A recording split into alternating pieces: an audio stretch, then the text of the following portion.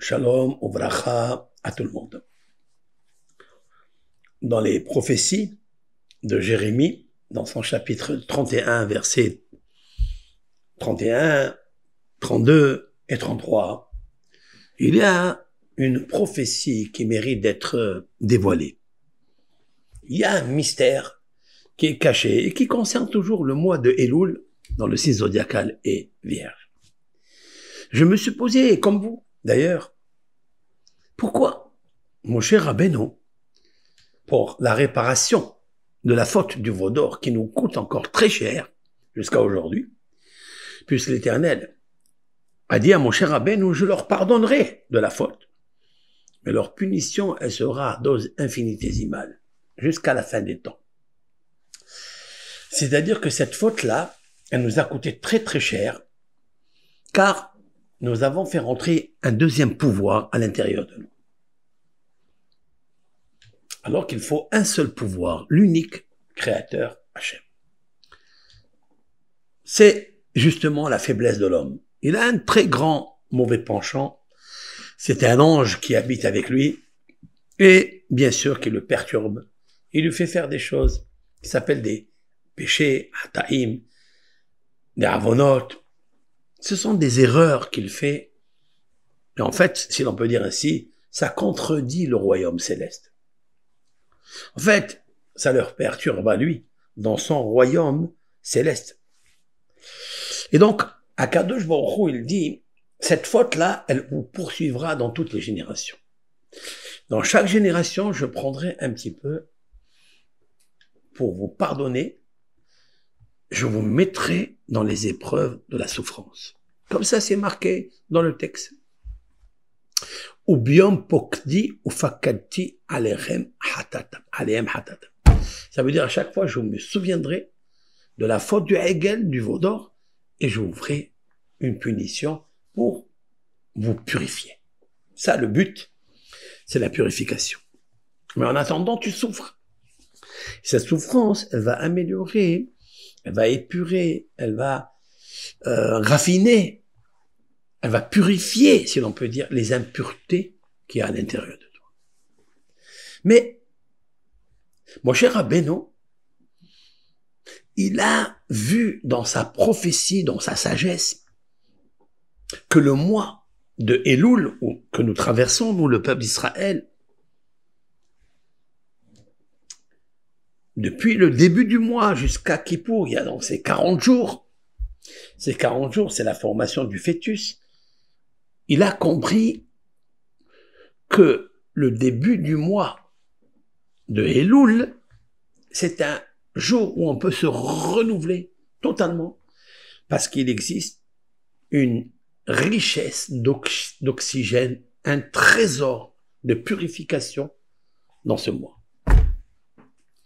Et c'est vrai, car nous sentons toujours, quand il arrive, ce mois, une préparation à trouver la conscience que nous sommes. Le présent, il est très fort avec sa conscience le mois de Elul. Et ça, Moshe Rabbeinu, il l'a vu. Et c'est pourquoi il est monté dans le ciel, il est resté 40 jours et 40 nuits jusqu'au jour de Kippour. Il a prié, il a demandé à Hachem, il a jeûné sans manger, sans boire. Comme s'il voulait purifier tout son corps. Son corps et son âme, en fait, c'est la globalité de l'âme du peuple d'Israël et le corps du peuple d'Israël. Donc lui, quand il se purifie, il purifie en même temps l'esprit, le cœur, les actions et les 5 sens. Maintenant, il descend le jour de Kippour et Dieu lui dit « Salahti kidvarecha », cela veut dire « j'ai pardonné comme tu m'as demandé ». Ça ne veut pas dire pardonner, ça veut dire tu es blanc-bleu. Non, non, non, faut pas comprendre comme ça. Cela veut dire que le Kippour a été un bouclier pour ne pas anéantir, comme il l'avait prévu. Hachem, il a dit à Moshe, laisse-moi, je vais les anéantir en une fraction de seconde. Moshe Rabbeinu a plaidé la bonne cause. Il a sauvé le peuple d'Israël de la mort, de la catastrophe. Mais ça veut dire Kippour, c'est quoi Kippour? Kapara, ça veut dire c'est une protection. Il devait m'arriver quelque chose et là, c'est une protection. Comme on dit d'ailleurs, Utzdaka tatil mimavet. Et la tzedaka sauve de la mort. Elle sauve de la mort. Mais elle te rend pas de sadique. Tu as encore la tâche, tu as encore le mauvais caractère. Tu devras travailler ce mauvais caractère. La tzedaka est un bouclier qui ne t'arrive pas des malheurs, des souffrances. Mais ça ne veut pas dire que tu es devenu un homme pieux, un homme propre, un homme transparent, un homme parfait. Non, il va falloir travailler sur toi. C'est ça en fait qu'on doit comprendre dans ce monde.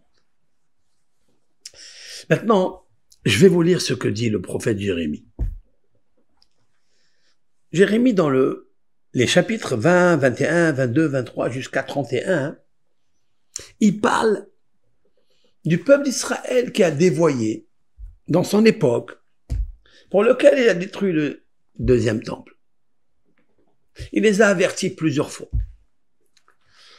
Il dit, je vous ai sorti d'Égypte, comme d'habitude, je vous ai fait des miracles, et vous m'oubliez. C'est très bien ça. C'est un père qui aime ses enfants, et qui aime bien, châtie bien. Voilà pourquoi est une réponse à ceux qui pensent que l'Éternel a divorcé le peuple d'Israël, l'a répudié, il veut plus de lui. Non, c'est pas vrai.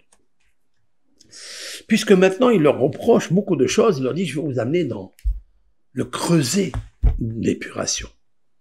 Vous allez aller dans des pays qui ne sont pas les vôtres, dans des exils. Vous allez rencontrer des femmes qui ne sont pas de votre communauté. Vous allez vous marier. Après, vous allez avoir des enfants. Et ils vont mourir, etc., etc., etc. Tout ce qui se passe là-bas dans le texte. Et puis, il détruit Jérusalem, il détruit le temple. Et puis, dans le verset 32, je lis et j'explique simultanément. Je vais faire contracter avec vous un contrat que je n'ai jamais fait, même avec vos ancêtres. Il dit, Kizot Haberit, car cette alliance, Asher Echot et Bet Israël, avec laquelle je vais rentrer en alliance, contracter cette alliance avec la maison d'Israël, il ne parle pas du peuple, il ne parle pas des êtres humains, Israël, non. Bet, la maison d'Israël, c'est significatif ça. Le Bet Israël rappelle le Bet Amigdash. Parce que le Bet Amigdash, qui veut dire la maison du sanctuaire ou du temple, ne sera construite que s'il y a Bet Israël, la maison d'Israël. Tous on rentre dans une seule maison. Pour l'instant, chacun il est dans sa maison. Chacun il est dans son égoïsme, chacun il est pour soi et Dieu pour tous. Mais Dieu il dit non. L'alliance que je vais contracter avec la maison d'Israël. Ahare hayami mahem ne'um Hashem. Après ces jours-là, après quel jour? Les guerres de Gog ou Magog. Quand ils finiront les guerres, ne'um Hashem, Dieu a parlé, natati et torati bekirbam. Et là, Dieu, il fait un cadeau de donation de sa Torah dans leur intérieur. Ve'alibam echtovena, et sur leur cœur, je vais la marquer, je vais l'écrire.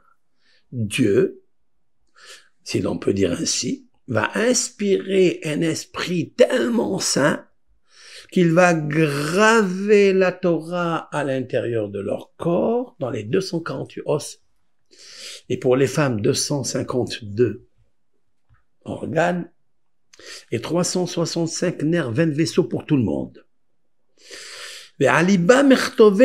Et sur leur cœur, je vais l'écrire. Dieu va écrire toute la Torah, 304 805 lettres, avec les 613 mitzvot, il va l'écrire sur leur cœur. Ça veut dire, il va la graver. Et je sais, attendez, il arrive.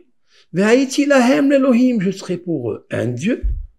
Ve'hema yuli le'am. Et eux, ils seront pour moi un peuple.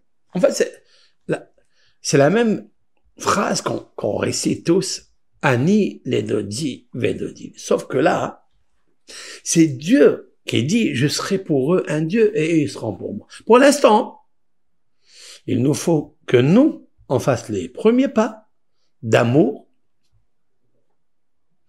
d'obéissance, de discipline avec l'Éternel. Ani, moi, pour mon bien-aimé, et mon bien-aimé pour moi.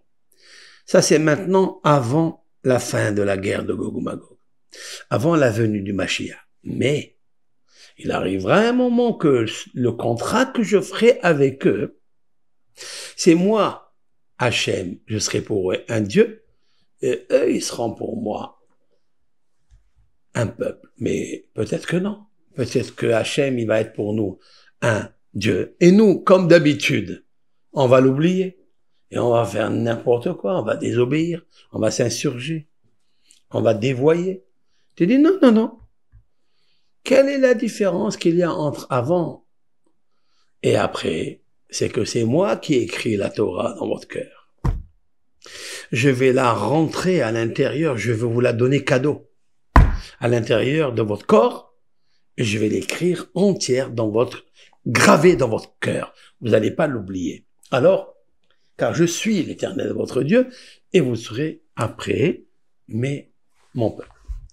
Ça, c'est le verset 32. C'est beau, 32. Lève. Je vais écrire la Torah sur ton cœur, je vais te la donner gratuit. Quelle est la suite? Le verset 33. Velo yelamedu od ish et re'eu.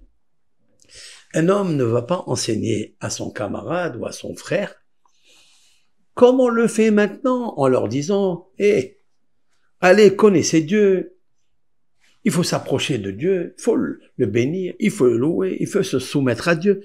Aujourd'hui, on fait tous des cours. On apprend à nos enfants, les mettre à leurs élèves. Il y a des études de camarades ensemble. Qu'est-ce qu'on dit? Un, il apprend à l'autre. Ça, tu ne sais pas, je vais te dire, voilà un mystère, voilà un hidouche, voilà une Torah, voilà une Mishnah, voilà un Tehillim. Je vais t'expliquer les interprétations. Aujourd'hui, c'est ce qu'on fait, non? Il dit, on n'aura plus besoin de ça. Étant donné que l'Éternel va te donner la Torah dans tout ton être, il va l'écrire dans tes os, dans tes veines, puisqu'elle contient 248 lois positives et 365 lois négatives. Il va l'écrire dans les 248 os et 365 nerfs, veines capillaires. Oui. Et en plus, je vais l'écrire sur ton cœur qui n'oubliera jamais. Or, regardez la suite. On n'aura plus besoin d'enseignants, d'élèves, du jeune, du petit qui apprend du grand. Je vous donnerai sa Torah qui kula mid'u oti. Le prophète Jérémie prophétise car tout le monde me connaîtra. Ça veut dire s'attachera à moi, m'aimera, se soumettra en amour complet, parfait, en moi. Les miketanam ve'ad gedolam, je traduis les mots, depuis le plus petit jusqu'au grand. Ne'um Hashem, Dieu a parlé, parole de l'Éternel. Pourquoi? Pourquoi on n'aura plus besoin de professeurs, d'instructeurs, d'inspecteurs? Qui eslah la avona, car je leur pardonnerai leurs fautes, ou le hatatam, et leurs péchés, lo ezkor od, je me souviendrai plus jamais. En fait, qui empêche la reconstruction du troisième temple? Qui empêche l'instruction de l'étude de la Torah? Qui augmente l'ignorance et l'oubli? Qui augmente la peur, les angoisses, les malheurs? Qui? Le péché. Le péché et la faute, ça empêche que Dieu soit un Dieu pour moi. Il empêche de t'écrire sa Torah dans ton cœur. Mais il viendra un moment que tu n'auras plus besoin de professeur parce que même le petit, même le moyen, même celui qui est très loin, je vais lui pardonner les fautes.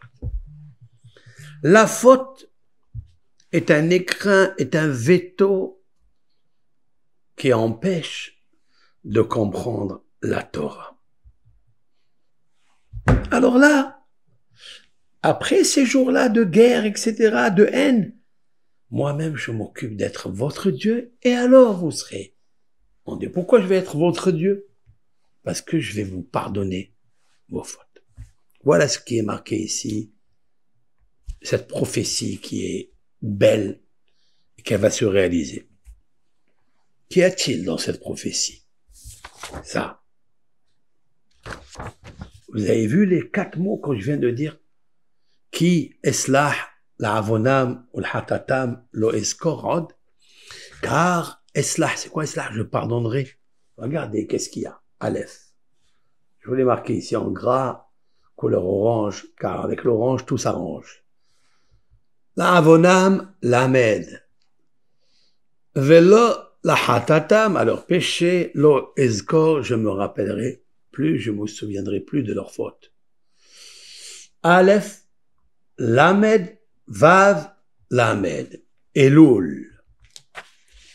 Elul, ce mois de Elul, il est puissant. Il y a toujours, on n'a pas compris pourquoi ce mois, les noms des mois ne figurent pas dans la Torah. Il n'y a pas dans la Torah le mois de Nissan, de Tishrei, le mois de Elul, le mois des Dagim, des poissons, c'est pas marqué. Alors c'est quoi en fait? Alors on dit que c'est des noms qu'on a ramenés de Bagdad, de Babel là-bas. Mais pour ma part, il y a plus que ça. C'est que chaque mot, chaque nom qu'on donne à un mois, c'est l'essentiel de la pnimiout. Il y a un trésor alphanumérique avec des phonétiques énormes, des fleuves d'océans de sagesse, de connaissance, de discernement. Le mot Elul, je viens de vous le dire maintenant. Eslah, la'avonam, ul-hatatam, lo eskor. Et cette fois-ci, il est en ordre. Aleph, eslah. La'avonam, je pardonnerai la'avonam à leurs péchés, ve'lahatatam et à leurs erreurs, fautes, lo eskor. Et l'oul en ordre. Pourquoi il est cette fois-ci en ordre? Parce que quand il n'est pas en ordre d'habitude, vous savez pourquoi? Parce que nous devons enlever l'égoïsme que nous avons pour aimer Hachem. Ani ledodi vedodili en ordre. Parce qu'il nous faut arriver à enlever l'impureté, les parasites, l'égoïsme qu'il y a à l'intérieur, l'orgueil surtout, pour arriver à aimer Hachem. Tu ne peux pas aimer Hachem si tu aimes ta personne plus que tout. Tu pourras pas. C'est pour ça que c'est toujours en désordre. Mais lorsque je viendrai un jour, je vais contracter après toutes les souffrances des exils que vous allez avoir. C'est moi qui va vous donner la Torah dans votre corps, dans votre intérieur. Comme quand vous étiez dans le ventre de votre mère. Le bébé, il apprend toute la Torah entière. Qui lui enseigne ça? Akadosh Baruch Hu. Il lui grave dans son cœur. Je vais écrire la Torah entière dans ton cœur. Wow. Ça va être un cœur d'une dimension de pureté sans qu'il y ait le moindre doute du pouvoir de la Torah, de l'amour du Créateur, le seul Créateur. Tu n'auras plus besoin d'enseigner l'un à l'autre. Il n'y aura plus des cours particuliers d'hébreu ou de Gemara. On n'a plus besoin de toutes ces vidéos qui marchent avec Baruch Hashem aujourd'hui. On a besoin. Un rabbin qui étudie avec son élève ou avec ses élèves par visio, etc. Tu n'as plus besoin. Pourquoi? Pourquoi tu as besoin aujourd'hui? Parce que tu n'as pas fait encore tes choubas. Parce que la faute, elle est là encore. Elle est dans ton cœur. Le péché, il est dans ton cœur. Tu désires encore la faute et tu n'as pas encore décidé de l'enlever de ton cœur. Tu as envie de récidiver, de récidiver, de récidiver. Mais quand je vais terminer le processus d'épuration, quand je vais bien te laver parmi les exils, alors tu vas reconnaître Hachem, tu vas le connaître lui-même. Dieu te dit, viens ici mon fils, je vais t'écrire la Torah dans ton cœur, tu l'oublieras jamais, t'as pas besoin ni de professeur, ni de rien. Hamelamet Torah, l'Amo Israël. Hachem t'apprendra la Torah directement. Et ça c'est magnifique. Pourquoi? Ki eslah la avonam ul hatatam lo eskor. Car je pardonnerai leurs fautes et leurs péchés, je ne me souviendrai plus. Autrement dit que Dieu, il se souvient de nos péchés, c'est pour ça qu'on n'arrive pas. Le roi David, dans un des psaumes, ce grand psalmiste, il a dit des mots très puissants. Il a dit, fais enlever nos fautes de devant tes yeux. Qu'est-ce qu'il veut? Il est écrit que l'homme, d'ailleurs c'est le roi David qui l'a dit, dans le psaume 51, et ma faute, elle est devant mes yeux à jamais. Ça c'est toi. Le pécheur, le fauteur, ne doit jamais oublier qu'il est tombé dans le piège du mauvais penchant de l'ange de la mort. Il doit toujours se rappeler, même s'il fait teshuva, même s'il se repentit, même s'il revient à Dieu à 100%, toujours devant lui. Mais il y a quelque chose d'autre que tu peux faire, toi. Tu peux faire teshuva, il n'y a aucun problème. Toi, tu vois la faute. Mais ce qui est grave, c'est que Dieu, il voit ta faute devant ses yeux. Et ça, c'est grave. David Amelech, il dit, s'il te plaît, Hachem, enlève de devant tes yeux, si l'on peut dire ainsi, mes fautes. Parce que quand ils sont gravés devant les yeux de Hachem, ils ne pardonnent pas. Tu as besoin de professeurs. Tu as besoin d'apprendre. Même quand tu apprends, tu oublies. Alzheimer. D'où il vient ce Alzheimer? Que les gens ils se mettent à oublier. Il faut du romarin, il faut du gingembre, il faut du curcuma. Qu'est-ce qu'on a besoin de tout ça? La réponse, elle est la faute. La faute, le péché est un rongeur. Il dévore toutes les cellules spirituelles qu'il y a dans le cerveau. Le péché. Le cœur, il oublie. Il étudie maintenant, il oublie demain. Pourquoi? La faute, le péché. La teshuva, que mon cher Rabbeinu, il a récupéré le mois des Elul, elle est grande. Parce que Elul, les initiales, Eslah, la Avonam, ou la Hatatam, lo Eskor. Je vais pardonner leurs péchés et alors, Ani les Dodi, les Dodili. Alors tu pourras dire, je suis pour mon bien-aimé. Ce mois de Elul est très, très puissant. Il y a une personne qui m'a dit, quand je parlais du mois de Elul, 4 ou 5 cours, il m'a dit, mais Rab, vous parlez toujours de la Vierge de Elul, parlez un peu de balance. Ça veut dire Tishri. Je suis pas en train d'expliquer maintenant dans cette période les 6 zodiacaux, c'est pas ça que je cherche. Je lui ai dit comme ça. C'est qu'en fait, le mois de Tishri qui est balance, tout dépend de ce que tu vas te préparer le mois de Elul. Qu'est-ce que balance? C'est l'équilibre, c'est l'harmonie, c'est la splendeur. Tu ne peux pas être équilibré à Rosh Hashanah pour accepter l'équilibre du monde, l'équilibre, la conscience de Dieu. C'est-à-dire l'amour de Dieu, sa crainte, sa vénération. Si tu n'as pas préparé de retirer ta faute, d'enlever les péchés, tu es déséquilibré, dysfonctionné. Il y a un congestionnement de l'esprit, de l'amour de Dieu, avec la haine et l'égoïsme qu'il y a dans le cœur. Tu pourras pas. Où est l'équilibre? Par contre, si tu te prépares bien, Dieu, il va graver dans ton cœur l'amour de l'Éternel. Alors, le mois de balance, ça se passe bien comme il faut. C'est le mois du jugement. Dans le ciel, c'est gravé balance, c'est le mois de Tishrei, celui qu'on va arriver avec l'aide de Hachem. Voici ce petit cours que je vous adresse avec tendresse. Prenez soin de vous. Nous avons des secondes devant nous. C'est nos trésors de la vie. L'Éternel nous donne un cadeau merveilleux, c'est la Teshuvah. Faisons-la bien et profitons de ce mois à extraire le meilleur jus qui n'existe pas dans les pharmacies. C'est le jus de l'amour, de la compréhension. Combien Dieu, il t'aime. Quand je sais que mon camarade m'aide, je vois ses qualités, je m'attache à lui. Combien l'Éternel, il nous fait des cadeaux toute la journée. La respiration, la vie, les enfants, la nourriture, la vue, la respiration, tout. Combien je dois méditer sur ça. C'est ça l'introspection du signe zodiacal Vierge. C'est qu'elle est créatrice elle est analytique, elle est espion. On ne pourra pas espionner les autres, ni juger les autres, mais elle, à lui-même. Et grâce à ça, nous mériterons, avec l'aide de Hachem, que l'Éternel grave toute la Torah dans notre cœur, afin qu'on puisse vraiment être celui qui a mérité cette Torah, les enfants de l'Éternel.